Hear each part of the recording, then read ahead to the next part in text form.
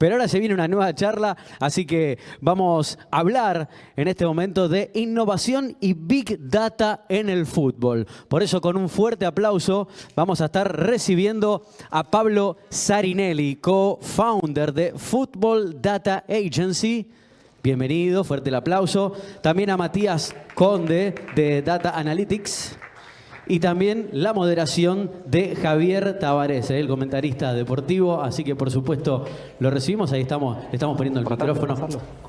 Va a entrar haciendo la vertical. En realidad era esto a propósito para dejarlo esperar y que venga bien el aplauso. Recuerden que tienen los QR para poder ver todo el programa de todas las actividades que va a haber en el día de hoy, los workshops que también están en el primer piso, bueno, el cafecito si quieren ir a tomar algo, los stands. Habíamos dicho en la planta baja, está el Arena Gamer, para tener la experiencia ahí completa. Visítenlo, que está buenísimo, como una pista de aterrizaje, lo van a encontrar al toque. Ahora sí, fuerte el aplauso a Javier Tavares, gracias. ¿Todo bien? Bienvenidos. Tranquilo. Bueno, ¿qué tal? ¿Cómo les va? Buenas tardes. Las disculpas por la llegada demorada. Andar por Buenos Aires es un poco complejo, lo sabemos todos, no es excusa, pero por suerte aquí estamos como para compartir con ustedes este momento. Gracias también por la invitación. Siguiendo, por supuesto, con lo que viene siendo la temática general del evento, en lo que hace al futuro, la tecnología, las herramientas, a los recursos con los que contamos hoy en día para la toma de decisiones en diferentes ámbitos, el fútbol no es la excepción. En su momento hubo cierta resistencia, oposición de aquellos que entendían que todo pasa por las decisiones humanas, por entender algunas cuestiones desde la experiencia de lo que significa ser un entrenador o un dirigente, incluso un futbolista. Pero con el correr del tiempo, como sucedió con diferentes áreas también, se entendió que el manejo de la información correcto proporciona una facilidad, una optimización en el tiempo y por consiguiente en la toma de decisiones, y que el fútbol, por supuesto, no estaba lejos, sino por el contrario, le venía muy bien y hasta era necesario que esto así fuera. Quizás muchos piensan que los datos, las estadísticas, se utilizan básicamente o principalmente cuando un entrenador cuenta, por ejemplo, con una planilla o con una computadora que le proveen sus asistentes, donde se indican diferentes números. Y esos números son los que de repente después lo llevan a tomar una decisión, antes, durante y hasta después del partido también. Eso es cierto. El tema es que el origen llega desde mucho antes. Antes, porque para que un futbolista esté en un club, si no proviene de las divisiones menores de esa institución, llega a través de un mercado, es decir, mediante una transferencia. Ese futbolista fue adquirido a otro club. Y ahí es cuando los datos empiezan a tomar trascendencia. Fíjense los actores que vamos nombrando en lo que al fútbol se refiere para la utilización de los datos. Por esa razón, con Pablo Zarinelli, con Matías Conde, vamos a entender cómo se maneja esa información, cómo se procesa, cómo se entrega, cuál es el servicio en sí mismo, quiénes son los que proveen y los que reciben ese servicio para una mejor gestión y, en definitiva, para una mejor toma de decisiones. Pablo, Matías, no sé cuál de los dos va a comenzar. ¿Qué tal? Muy buenas. Mi nombre es Matías Conde. Yo trabajo en una empresa que quizás no conozcan de nombre, pero seguramente utilizan nuestros servicios. Se llama Stats Perform, la unidad de negocio que se dedica al deporte de equipo. Se conoce como Opta. Seguramente no la conozcan, insisto, de nombre, pero es una empresa que está en todo el mundo, que se dedica a capturar datos de distintos deportes. Es actualmente la fusión de los dos grandes holdings, uno se llamaba Stats, el otro se llamaba Perform, y en un acto de muchísima originalidad, ahora juntos se llaman Stats Perform. Tenemos gente en diferentes partes del mundo, tanto desarrolladores de inteligencia artificial, pero también capturadores de datos. Y en mi caso soy analista de datos y tengo a cargo el equipo latino de Opta. ¿Por qué digo que usan nuestros datos? Porque cuando ustedes googlean un partido para ver cómo va, que es algo que seguramente han hecho alguna vez, los datos son nuestros.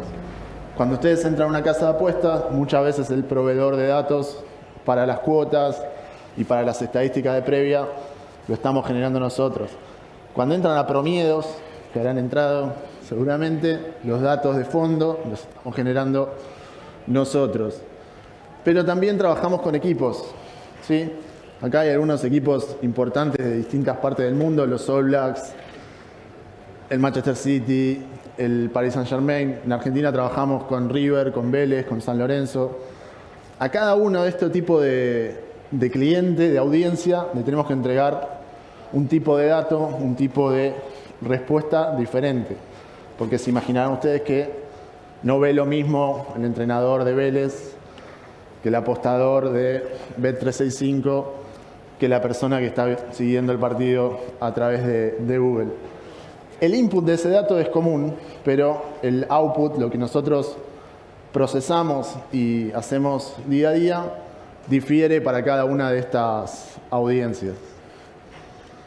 Bueno, acá hay también algunos ejemplos de clientes que tenemos en esta parte del mundo para que no solo quede, pero siempre se habla de los clientes de afuera.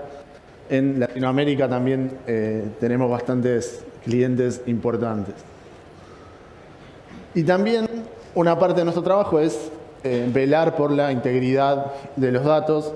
Entonces, cada vez que hay un partido extraño con resultados poco habituales, bueno, a partir de nuestros datos se pueden hacer cruces, se puede chequear información para ver si eso que está sucediendo es normal o puede haber algún tipo de amaño, ¿no? Ahí trabajamos, por ejemplo, con distintas federaciones, pero también con Interpol, ¿no? Somos proveedores de datos y desarrollamos productos de integridad para que el juego sea lo más limpio posible. Ustedes saben que hoy por hoy, sobre todo en Latinoamérica, el mercado de apuestas es muy, muy importante. Pero hay un tema que me gusta siempre contar, que es cómo se obtienen los datos. Mucha gente cree que esto es automático, que hay una supercomputadora y pasa el video y todo se genera y ya. Y no es así.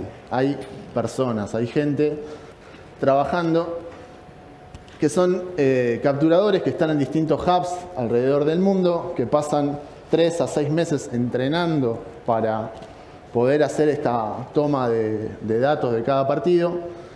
Y depende de la importancia de la liga y el nivel de cobertura, pueden ser 3 personas o 5.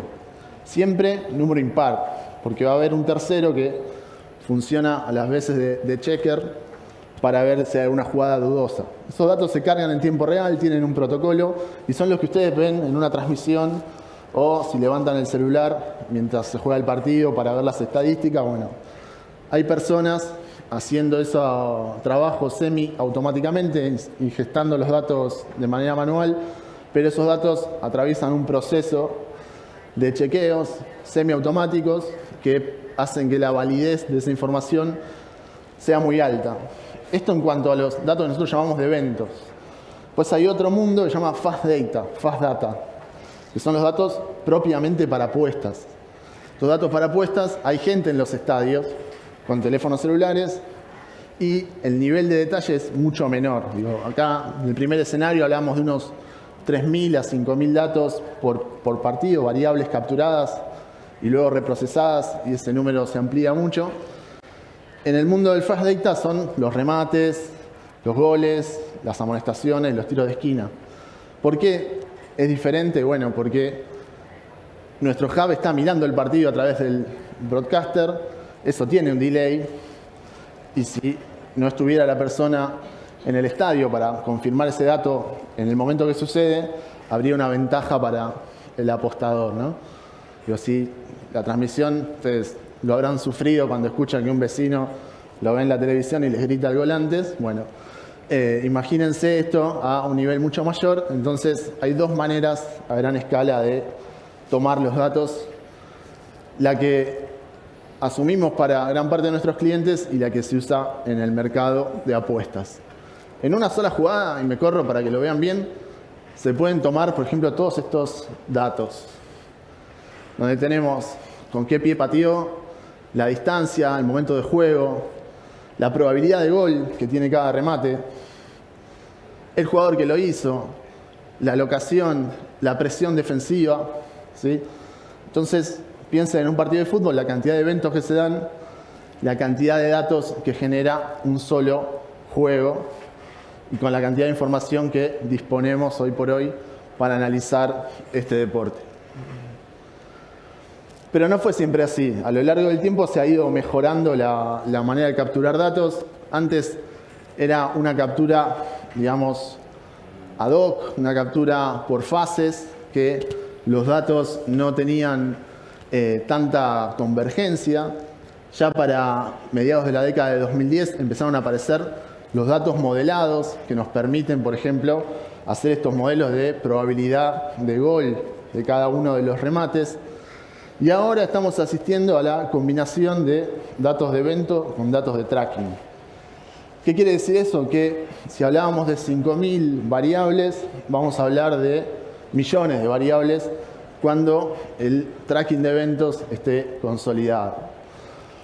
Antes se podía hacer, pero necesitaba que hubiera 3 cámaras en el estadio. Pablo conoce bien la historia porque fue quien trajo ese sistema a la Argentina. Pero ahora tenemos la posibilidad de hacerlo a través de video, con lo cual los costos son mucho más baratos. ¿Y qué hace el tracking? Indica la posición X, Y, Z de cada jugador y de la pelota en cada milisegundo. Entonces agrega mucho contexto a cada uno de los eventos.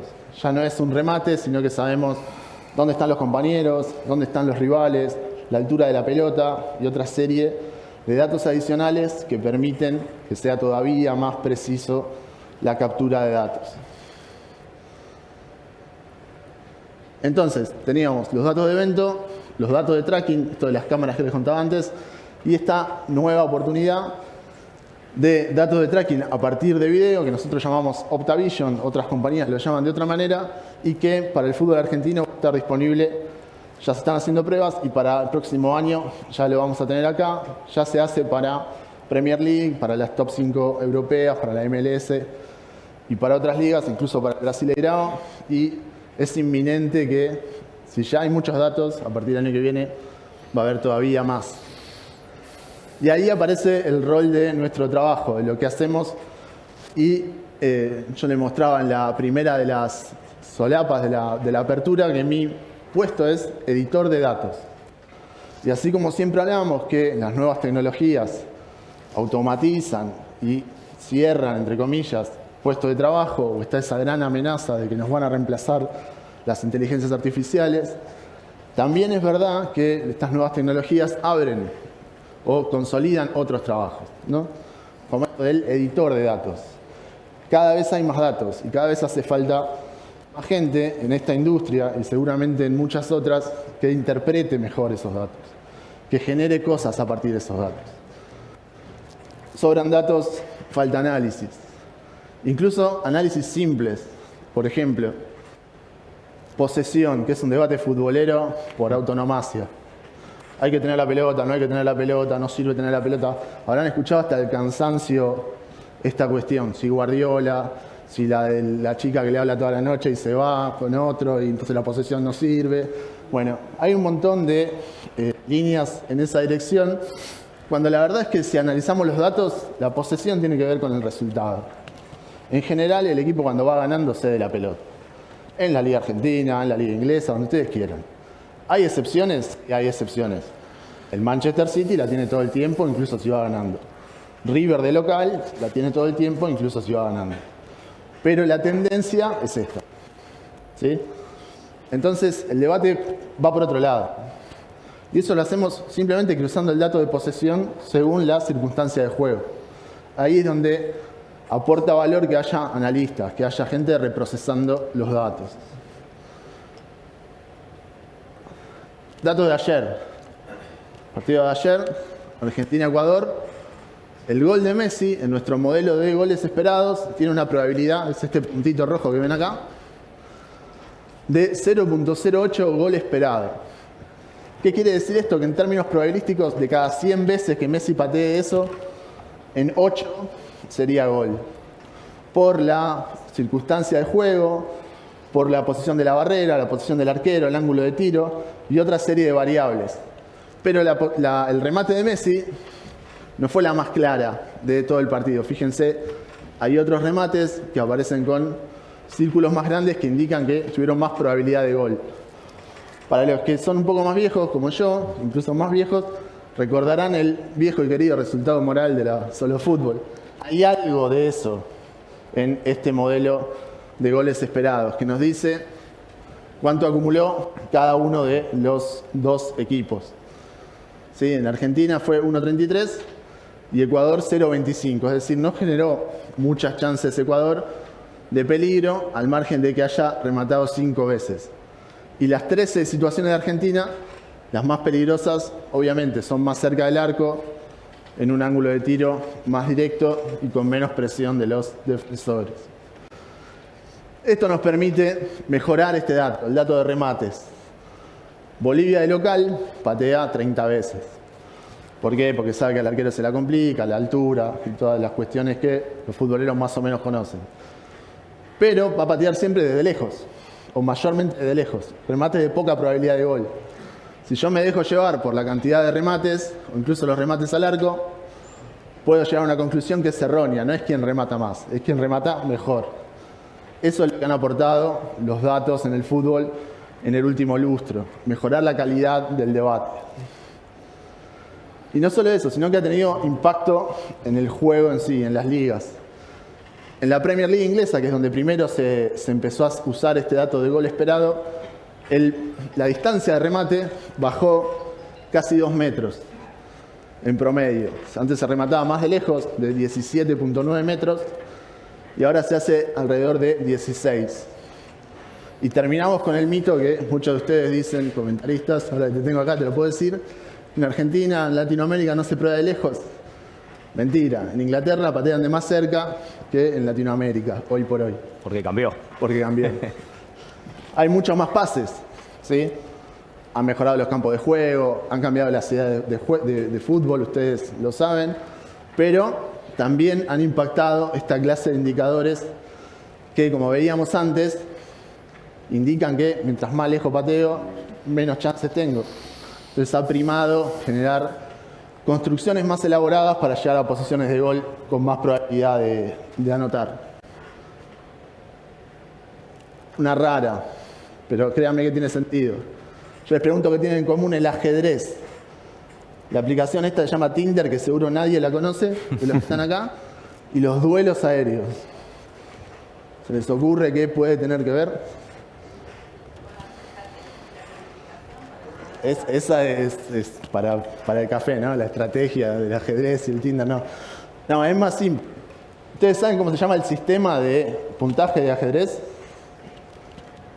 ¿Cómo se llama? Elo. Ustedes saben que en un sistema Elo, lo voy a hacer súper simplificado, si yo juego contra un gran maestro y le gano, yo subo mucho. Digamos, cuando Samir le empató a Kasparov, seguramente subió mucho en su Elo, y Kasparov, si hubiese sido un partido por los puntos, hubiese bajado mucho. En cambio, si Kasparov le gana a Karpov o Nan, el resultado no le va a variar tanto en sus puntos Elo. O sea, depende cómo sea y contra quién esté disputando una partida, es el Elo que me va modificando. Bueno, Tinder funciona igual, ¿sí? Si yo macheo con alguien que tiene muchos matches, el algoritmo me eleva. Es medio caja negra, no está del todo claro que funcione así, pero las investigaciones que hay, de las pocas personas que saltaron el acuerdo de confidencialidad y lo contaron, tienen que ver con esto. Así que es una buena línea. Ustedes tienen a alguien, conocen a alguien que tiene muchos matches en Tinder, le dice, macheame porque me conviene en el algoritmo, ¿sí? En cambio, si uno machea con alguien con pocos matches, el algoritmo te tira para abajo. También es bastante cruel en ese sentido. Lo que está pasando ahora en el fútbol es que en cada uno de los eventos estamos generando indicadores tipo Elo. Si yo le gano en juego aéreo a un futbolista de pericia en el juego aéreo, voy a subir más que si le gano a uno que es malo cabeceando. Y así con cada tipología de eventos. Entonces vamos a ranking de jugador y a evaluaciones de jugador mucho más profundas y mucho más explícitas y mucho más útiles, que en el fondo para eso sirven los datos. Y así vamos a otra métrica que es todavía más complicada y que no la voy a explicar en detalle, pero se llama valor de posesión, que lo que hace es puntuar cada acción de juego en función del peligro que me acerca al arco rival. Habíamos hablado, cada vez más datos, entonces cada vez los modelos están alimentados por mejor información, como decía el ponente anterior. Mientras mejor sea la base, mejor va a ser ese desarrollo. Bueno, en el fútbol disponemos cada vez de datos más profundos, entonces podemos hacer este tipo de cosas. Acciones que antes quedaban en la nada, como el rompimiento defensivo de un central, famoso rompe líneas, ¿sí? O si les gusta el básquet, los datos que no se ven en planillas. Hoy se ven, hoy tenemos manera de mostrarlos y evaluarlos. Y generamos estos modelos de valor de posesión que luego combinamos en lo que llamamos nosotros match momentum, que es el neto del valor de posesión de uno y otro equipo a lo largo del partido. Esta es la final. Y fíjense qué buen gráfico de resumen. Primer tiempo, baile. Todo de Argentina. Siempre llevando más peligro, salvo en alguna ocasión. Segundo tiempo igual. Hasta que entraron los cambios de Francia y ahí empieza a modificarse. Acá están los goles de Francia y arriba están los goles de Argentina. Y en el tiempo suplementario es cuando casi todos, yo cabeceé un placar y calculo que cada uno de ustedes habrá hecho cosas parecidas, ¿no? Que parecía que lo ganábamos, parecía que lo perdíamos. Bueno, ¿qué nos permiten estos modelos de possession value? Llegar a esta clase de resúmenes de partidos muy detallados, muy profundos, muy sólidos detrás, pero a la vez muy futboleros y muy fáciles de entender. También hacemos estos modelos para simular y predecir resultados. Obviamente, casas de apuesta son un player importante en todo lo que generamos, pero no solo para predecir el resultado total. Y acá voy a cambiar de deporte porque mañana empieza el Mundial de Rugby y es otro de nuestros focos. Tenemos modelos para ver qué equipo tiene más probabilidades de ganar. Los Pumas tienen más probabilidades porque Inglaterra va a contar con 2 jugadores menos importantes. Incluso el predictor de una puntuación probable. Siempre digo tendencia, ¿no? No son verdades fácticas, sino que es qué es más probable que suceda. Pero no solo eso, sino que tenemos modelos que indican la probabilidad de cada uno de los kicks según quién patea y dónde lo patea. Este es el nivel de detalle que manejamos hoy por hoy en los deportes de equipo. Y eso deriva en otra serie de modelos que siempre terminan contestando preguntas muy futboleras o preguntas muy de la industria. Por ejemplo, ¿cómo se para un equipo en defensa y cómo se para en ataque? Esto es un estudio que se llegó a la conclusión que había 17 formas de tener la pelota, de pararse cuando el equipo tiene el balón, y 13 en defensa. Y hoy por hoy podemos medir en cada momento de juego cómo está parado el equipo más allá de lo que nos parece, a partir de datos, de una manera objetiva. Y medir también qué jugador ocupa cada posición en distintas partes del partido. Bueno, estas son solo algunas de las cosas que hoy por hoy desarrolla la industria del deporte. ¿Alguna pregunta para Matías de su exposición antes de que Pablo pueda comenzar? Si no, igual tenemos después la posibilidad de dialogar con ambos. ¿Pero hay algo puntual que les haya quedado? Ahí le llevan el micrófono. Los equipos de personas, que son 3 personas, ¿el dato original lo toman de la observación? ¿Están mirando? Están mirando y tienen y van cargando, digamos. Un software ad hoc que pueden ir cargando y pasaron como un proceso de adecuación a utilizar eso. Y cualquier cosa extraña, digamos, por ejemplo, un gol de mucha distancia necesita ciertos dobles chequeos, claro, para validar. ¿Alguna consulta más o comienza Pablo con su exposición? Bueno, dejamos las consultas para luego. Bien.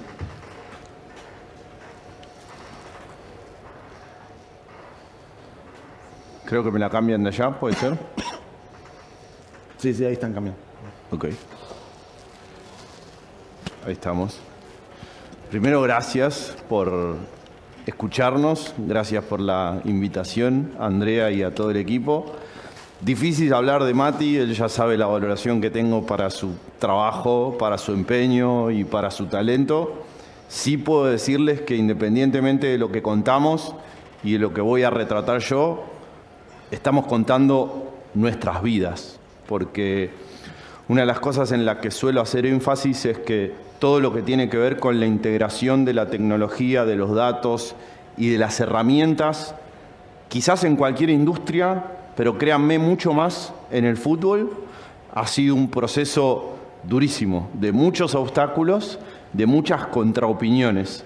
Y le pusimos el corazón a que hoy, por suerte, la industria del fútbol abrace el conocimiento que puede aportar gente que quizás no tuvo el talento para lucirse con la pelota y por decantación después seguir trabajando en el fútbol. Entonces, disclaimer, perdón si soy un poco larguero, pero esta es mi pasión. Estar acá contándoles todo esto es mi vida resumida. Un poco de contexto, estudié comunicación social y fui trabajando en los últimos 15 años en distintas compañías de tecnología aplicada al deporte, particularmente al fútbol, porque es el mercado que más nos atañe en Sudamérica.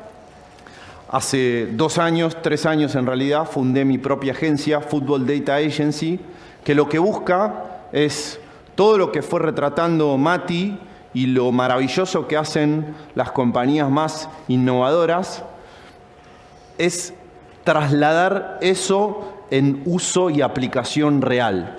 Porque, como se imaginarán, el entrenador de un equipo de fútbol, el presidente, el dueño, el analista, tiene mucho tiempo que dedicar a cuestiones prioritarias, como por ejemplo entrenar en el campo de entrenamiento, y quizás no tanto para dedicarse a entender cómo administrar cientos de miles de puntos de datos para convertirlo en algo que genere una ventaja competitiva e intentar ganarle al rival.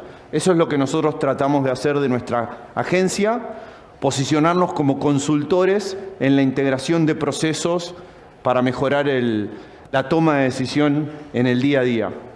Y uno de los obstáculos que hemos ido enfrentando en estos años y que seguimos enfrentando es que se trate a la tecnología y a los datos como algo adverso a lo esencial que tiene el juego, que es el espíritu propio del talento, del potrero y de la formación argentina. Y lo que suelo utilizar como respuesta es que nosotros no tratamos de obligar a utilizar tecnología, sino que lo que la tecnología y las herramientas y los datos ofrecen es la posibilidad de innovar. E innovar es intentar mejorar procesos. Y acá utilicé 3 ejemplos para retratar. El primero es de la cuartos de final del Mundial 2006, Argentina-Alemania, el famoso papel de Lehmann. Anotaciones que utilizó el arquero alemán para, a partir del trabajo que habían hecho sus analistas, intentar entender hacia dónde podía ejecutar un penal en caso de ir a esa definición, cosa que finalmente terminó sucediendo.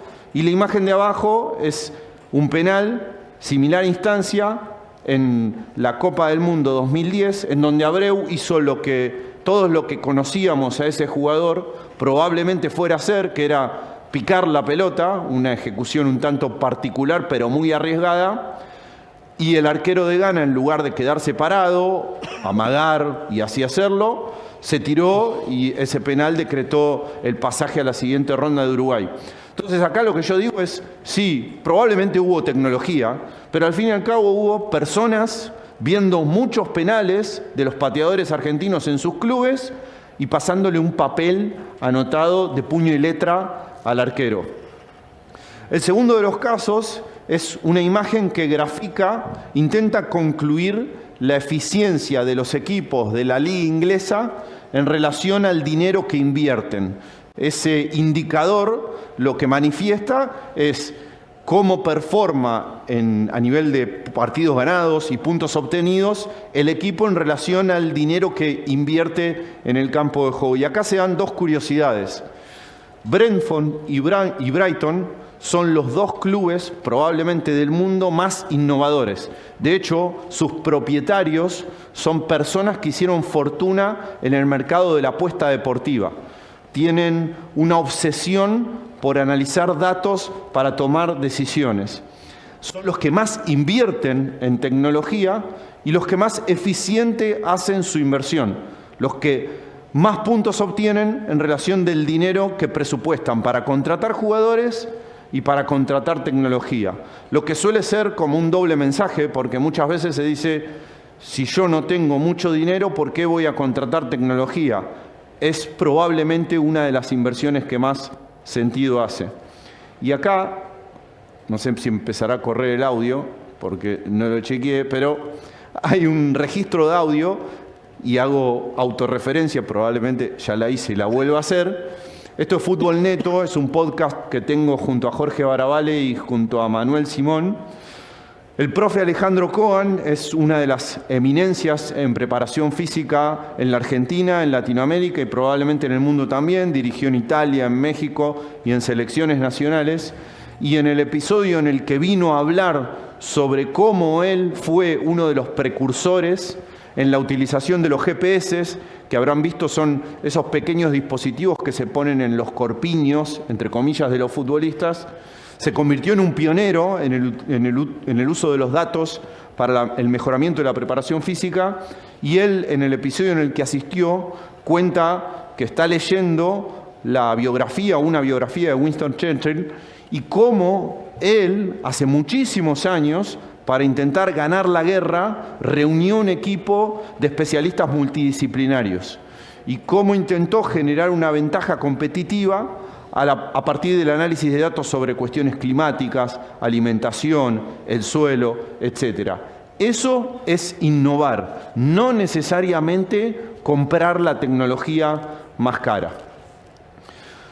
La idea de esta gráfica es explicar un poco la evolución en el proceso de captura de datos. Mati lo hizo fantásticamente bien, con lo cual no tiene mucho sentido hacerlo, pero sí graficar que lo que no sucedió en 100 años de historia del fútbol está aconteciendo a velocidad de la luz en los últimos 25. 30 años atrás había muy pocos datos de los futbolistas.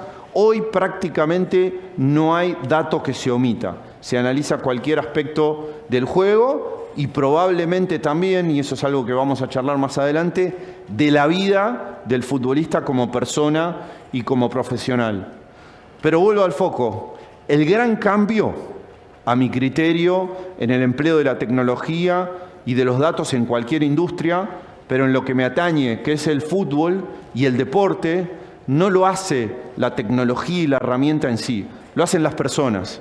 Para que hoy sean admitidos todos estos procesos, debieron existir probablemente casos de éxito, pero además personas que insistieron, que se pelearon y que fueron sorteando obstáculos. Si no la vieron, les recomiendo por supuesto esta película. Esta es una imagen de Moneyball, es la película que protagonizó Brad Pitt y que grafica la vida de un director deportivo de la Liga de Béisbol de los Estados Unidos que con muy poco presupuesto tiene que mostrar grandes resultados. Y todos los paradigmas a los que se fue enfrentando para permitir que la tecnología tuviese un espacio de decisión más en una mesa de personas con mucho expertise basado en la historia. Y este es otro libro que también tiene muchas reminiscencias de la película, que se llama The Numbers Game, que grafica también todo el proceso de utilización de datos en la industria deportiva.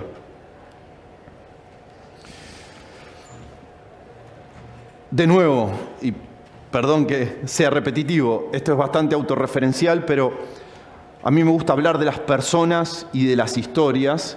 Y este es un caso personal. Quien ven en el medio, y utilicé esa imagen en particular porque es una charla TED que de nuevo les recomiendo que vean porque me parece maravillosa, es Rasmus Ankersen. Rasmus es un futbolista que no pudo desarrollarse mucho en el campo profesional porque sufrió lesiones muy graves a muy temprana edad. Sin embargo, luego insistió y se dedicó a la industria del fútbol. Hoy es propietario de un grupo que se llama Sport Republic, que ya tiene 3 clubes a nivel mundial y que está ampliando su estructura.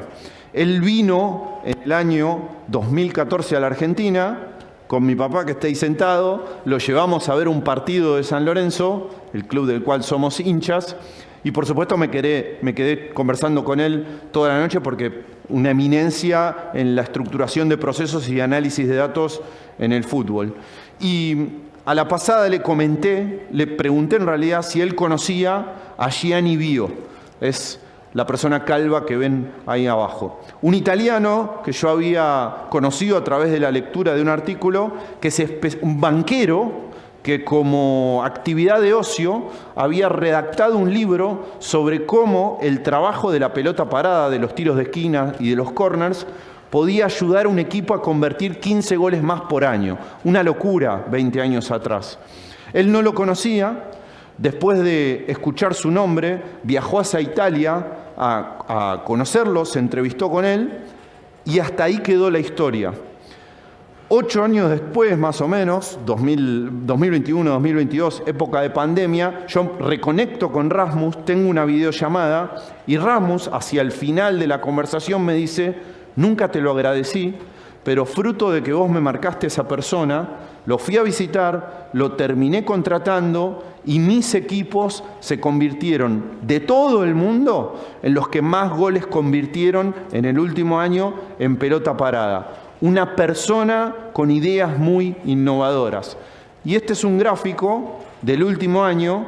El equipo que ven arriba es el Tottenham de la Primera División Inglaterra, quien contrató a Gianni Bio durante los 2 últimos años y que se convirtió en el equipo más eficiente en pelota parada de toda la liga inglesa. Pequeñas ventajas competitivas que hacen personas con mucho talento y con muy buenas ideas. Esto, de hecho, van a ver que son las mismas imágenes.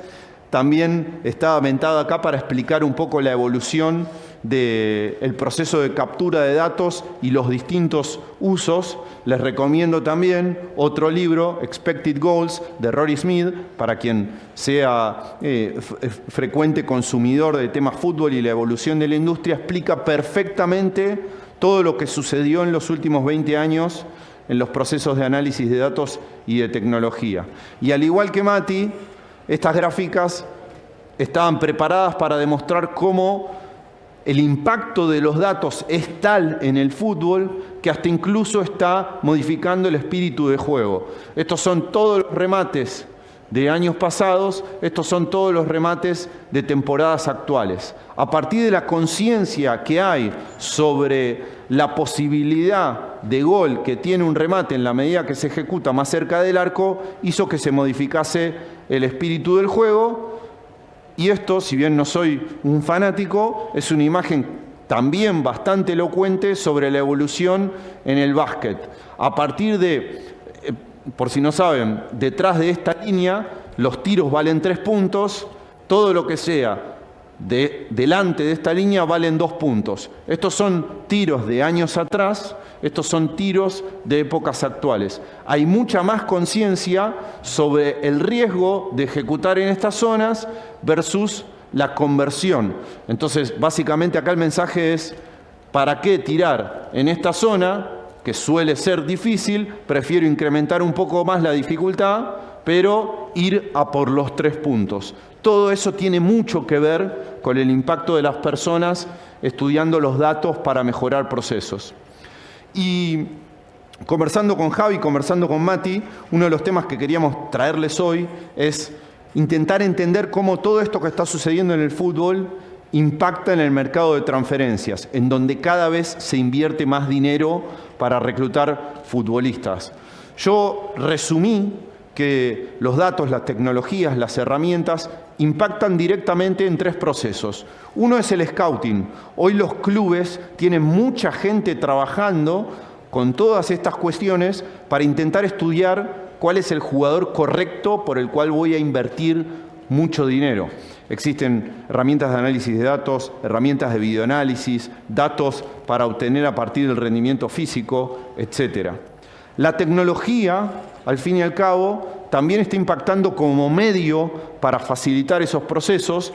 Esta es una captura de una compañía que se llama Transfer Room. Transfer Room, citando a Mati, es como una especie de Tinder del fútbol. Ellos lo que hacen es generar una aplicación en donde los clubes honestamente ponen qué futbolistas tienen en vidriera, cuánto dinero esperan recibir en caso de ejecutarse un pase, y el club, que está contratado desde cualquier otra parte del mundo, puede acceder primero a la información y segundo a contactarse directamente con el club para intentar contratarlo. Tanto es así que Transfer Room, a partir de su crecimiento, está generando exposiciones en donde se construyen citas que no duran más de 10 minutos, club a club, son presenciales, como complemento a lo que ellos hacen. Y en relación al impacto mercado, todo este tipo de análisis también está ayudando a obtener cotizaciones más elaboradas sobre los jugadores, que al final son un activo. ¿Cuánto vale un jugador? Por supuesto que vale en relación a lo que hace el campo de juego, pero también en congruencia con lo que pasa fuera del campo de juego y con los indicadores de la industria. Y acá ya, llegando al final, 4 ejemplos prácticos. Este es un desarrollo que hicimos en nuestra compañía, que lo que busca es efectivamente dar con el valor justo de un futbolista para intentar promover que las interacciones en clubes, en el proceso transaccional, sean lo más justas y lo más sanas posible. Entonces nosotros partimos de la base de que el valor base de un futbolista es efectivamente lo que hace en la cancha. Al fin y al cabo, el que es mejor vale más caro que el que no es tan bueno. Entonces nosotros partimos de la base que tiene que haber un indicador, que es ese índice que ven en la columna izquierda, que nos diga en un periodo de tiempo quiénes son los mejores jugadores de cada liga, de acuerdo a lo que hacen y, más importante aún, de acuerdo al rol y al puesto en el que se desarrollan. Esta es una captura de una compañía que se llama Skill Corner. Skill Corner lo que hizo fue desarrollar una tecnología que analiza cuánto corre un jugador, a qué velocidad, sus aceleraciones, su velocidad máxima, a partir de la transmisión de los partidos de fútbol. Es muy diferencial, porque hasta ahora los datos de rendimiento físico solo se capturaban con el famoso chip de los mal llamados corpiños del futbolista o con el sistema de cámaras que Mati explicó se dispone en los estadios. Hoy se democratizó esa información y yo, como River Plate, por ejemplo, puedo acceder a los datos de rendimiento físico de cualquier jugador del mundo. A River, para quien no sabe, se le fue este jugador, Lucas Beltrán. Lo pagaron más allá de 20 millones de dólares desde Italia. Probablemente una de sus habilidades más notorias es que es incansable. A pesar de jugar como delantero, colabora mucho con los aspectos físicos. Hoy, este tipo de herramientas te permiten, a partir de esa virtud del jugador, detectar qué otros futbolistas de la misma liga realizan el mismo sacrificio. El nivel de detalle que tenemos para estudiar a los jugadores es altísimo. El diferencial está en saber interpretar toda esa información. Entonces ese es otro aspecto importantísimo para evaluar un activo, para ponerle el precio a un jugador. Y después suceden muchas cuestiones que tienen que ver con realidades del mercado. No vale lo mismo un jugador que no disputa torneos internacionales que otro que sí lo hace. No vale lo mismo un jugador que juega en selecciones juveniles permitiéndolo su edad.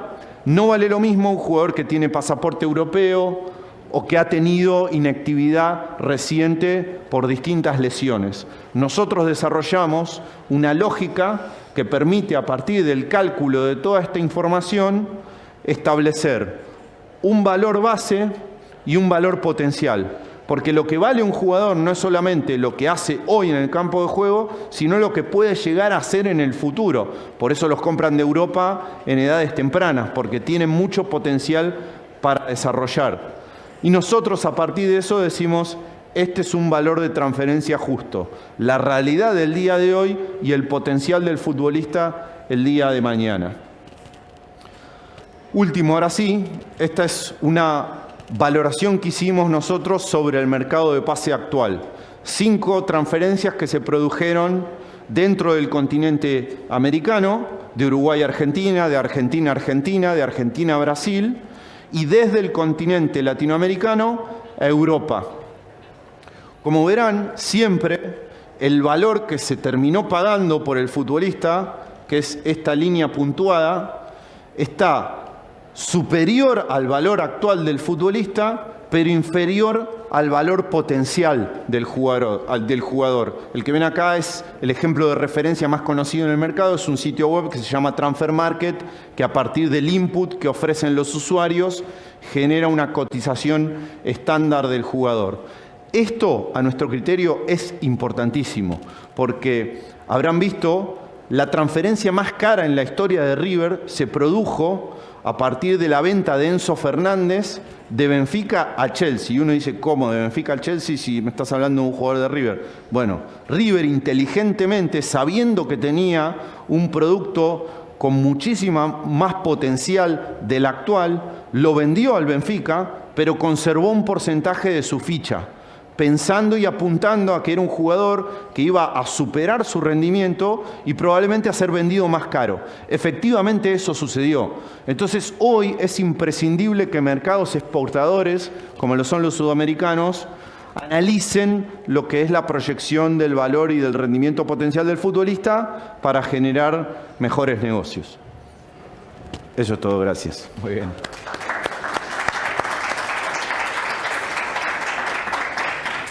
Como verán, como pueden apreciar, después de haber escuchado, visto y aprendido, ya incorporado conceptos, son muchos los detalles que hacen a la toma de decisiones desde lo que los datos pueden proporcionar. Y como les decía yo en el comienzo, el fútbol no está exento, sino que por el contrario, hay una toma de decisiones en determinado momento, pero que tiene su origen en el mercado de transferencias, que es lo que explicó Pablo, y lo que antes les contaba Matías en cuanto a cómo se realiza un análisis de un partido y de los datos y las estadísticas, los porcentajes, las mediciones que permiten justamente luego hacer un análisis, porque el dato en sí mismo no sirve para mucho si no tenemos a alguien que lo pueda analizar. Mientras hablaba Pablo recordaba, hay ya miles, millones de casos, pero un ejemplo que se me viene rápido a la mente, N'Golo Kanté, un mediocampista que fue campeón con Francia, no en este mundial, sino en el anterior, fue comprado en la temporada 2015-2016 para esa temporada para jugar en Leicester, un equipo inglés que hace poquito perdió la categoría. N'Golo Kanté, de acuerdo a un trazado estadístico que se había realizado, en la temporada anterior había sido el futbolista que más balones había recuperado de todas las ligas europeas, no solamente de la francesa, que es donde él jugaba, en el Caen. Desde ese estudio, o esa parte del estudio, el Leicester va por ese futbolista. Ahí está el dato. El dato frío, concreto y certero para una toma de decisión. Está la parte humana también, porque están quienes dicen que la compra tuvo que ver con ese dato puntual, porque ese equipo necesitaba un futbolista de esas características y que mejor quiere buscar al mejor en ese rubro, desconocido en ese momento, por lo menos para la mayoría del público. Pero también muchos dicen que fue por insistencia de quien era el entrenador del Leicester, que era el italiano Claudio Ranieri. Por supuesto que no va a ser solo por la decisión de Ranieri o por lo que pudo haber aportado Kanté. Pero en la siguiente temporada el Leicester ganó su primera y única liga en Inglaterra. Leicester había pagado algo así como 8 millones de euros al Caen por ese futbolista, por Kanté. Duró un año. En la temporada siguiente lo compró el Chelsea. ¿Saben por cuánto? Por 30 millones de euros. Entonces miren si todo tiene una relación y un vínculo. El rendimiento futbolístico, un rubro, un detalle, un número puntual, una estadística, un dato, que después pasa a otro dato. Y hace a la transferencia, al desarrollo, a la actividad de un futbolista, pero también a la toma de decisiones de los clubes y todo lo que viene después. Dicho sea de paso, el último mundial no lo jugó por lesión y ahora está jugando en la Liga de Arabia, en el Al-Ittihad, si no recuerdo mal, con Karim Benzema. Pero miren todo lo que hay y todo lo que surge a partir de la información. Tenemos 10 minutos, así que vamos a aprovecharlos para que Pablo y para Matías puedan responder las preguntas que a ustedes se les ocurran, algún detalle sin timidez. Acá todo es válido y no hay pregunta tonta o importante. Todas son bien recibidas y sirven para que todos podamos aprender. ¿Quién rompe el hielo? A ver, el menos tímido o tímida. Vamos. Bueno, en primer lugar agradecer por la charla, muy interesante, la verdad, las exposiciones. Es una pregunta medio off topic, pero quisiera hacérselas igual. Si se hicieron Grande T, equipo de Grande T. Yo no puedo, por cláusula de... No puedo intervenir en juegos fantasy ni en el mercado de apuestas. Así que, desgraciadamente, no. Sí, es una pregunta en donde me tocas una vena que es sumamente relevante porque, y podría hablar horas, el Grande T es un juego que a día de hoy todavía sigue estando vinculado a los objetivos del juego, porque si sos usuario del Grande T, sabés que el puntaje de los futbolistas se calcula a partir de lo que el periodista juzga que fue su rendimiento del 1 al 10. Yo juego de fantasía como un enfermo. De hecho, tenemos una liga con un grupo de amigos, con un grupo de WhatsApp, a partir del cual hacemos un asado previo a cada temporada, tenemos premiaciones, etcétera, etcétera. O sea, es un nivel importante de obsesión. Pero está vinculada con otro tema de la industria. El juego que participamos nosotros es de la Premier League, la liga inglesa, y calcula el puntaje de los futbolistas a partir de su rendimiento estadístico. Es decir, cada pase que erra un jugador te resta puntos y te impacta en tu equipo.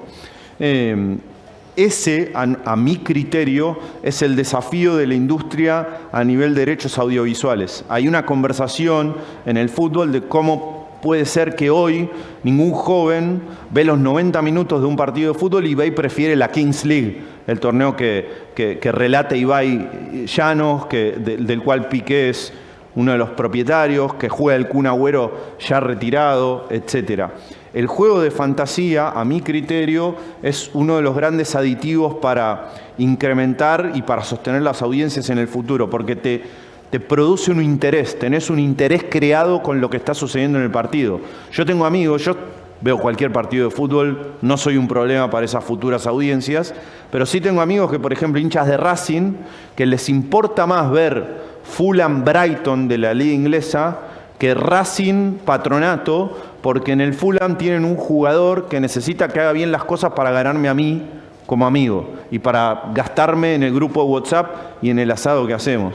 Con lo cual me fui por las ramas, pero juego y para mí es un universo pero espectacular y uno de los grandes aspectos a estudiar en el fútbol actual. Está bueno.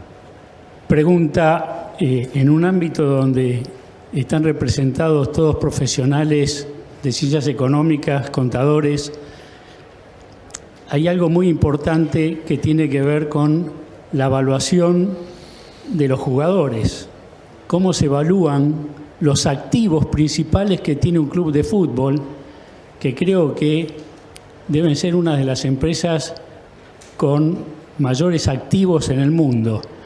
Entonces la pregunta es si las herramientas que ustedes tienen pueden ayudar a los contadores a esa evaluación de los jugadores de fútbol para hacer que esos activos estén con valores más realistas de mercado, ¿no? Esa es toda tuya. Es más tuya, ¿eh? No, pero Arrancá vos y el complemento. Pero no vale. La respuesta es definitivamente sí. De hecho, es uno de los motivos por el cual hicimos este desarrollo.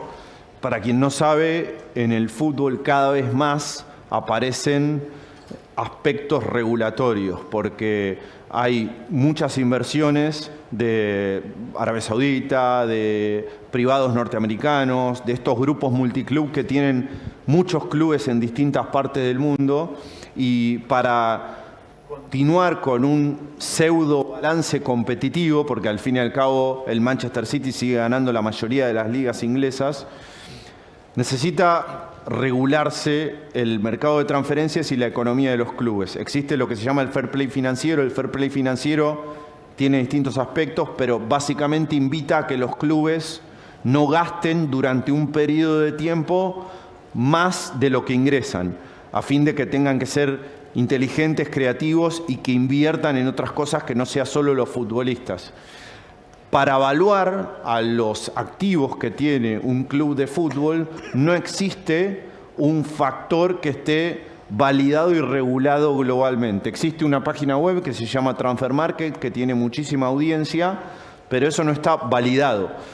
Con lo cual, no solamente que estas herramientas ayuden, sino que son elementales para que un club no pueda dibujar sus libros contables y tenga que ser honesto cuando dice mis activos son estos y el valor actual, depreciado, amortizado, etcétera, es este. Sí, tal cual. Y me parece que está bueno eso porque abre la línea del uso de datos para el bien, ¿no? Siempre está como esta cosa de no se espían con los datos. Como siempre, el dato tiene una carga negativa, ¿no? Dejamos nuestros datos y qué hacen con nuestros datos y un montón de normativas respecto a eso. Bueno, también los datos pueden servir para que no se dibuje un balance, yendo a algo práctico. Pueden servir para que no se arregle un partido, para darnos cuenta que hay dos equipos que no se quieren atacar. Digo, el modelo de goles esperados del famoso Boca Oriente Petrolero de hace 30 años, que juegan a empatar para dejar afuera River en la Copa Libertadores, marcaría que solamente buscaron esa instancia y después no hicieron más nada. Y hay un montón de maneras de usar los datos de una manera virtuosa, de una manera honesta, y ahí otra vez depende, como decía Pablo, de las personas y el uso que hagan y la manera de encontrar esos nuevos caminos.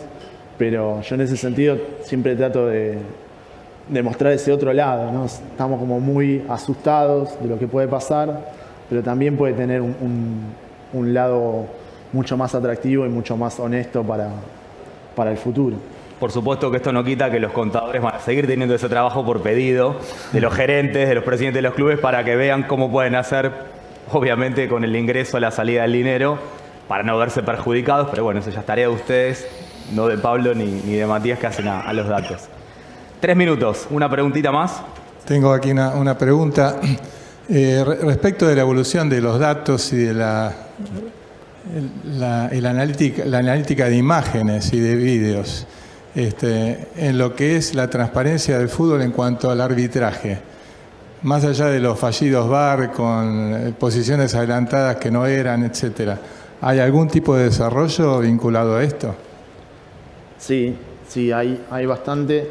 A ver, nosotros hacemos muchos datos que se vuelven públicos y muchos informes que no se vuelven públicos. Alguna vez conversando con Horacio Elizondo en la Superliga Argentina, yo quería publicar un informe sobre los árbitros. Yo trabajaba de analista en la Superliga y quería publicar un informe de los árbitros, mandárselo a todos los medios para que vieran quién saca más tarjeta, cuándo, cómo, todo el detalle. Y me dijo, no, porque lo que vas a hacer es los vas a sesgar, los vas a poner en un condicionamiento de que si sacaron tarjetas de más y por ahí todas esas tarjetas están justificadas. Es un montón de otras variables.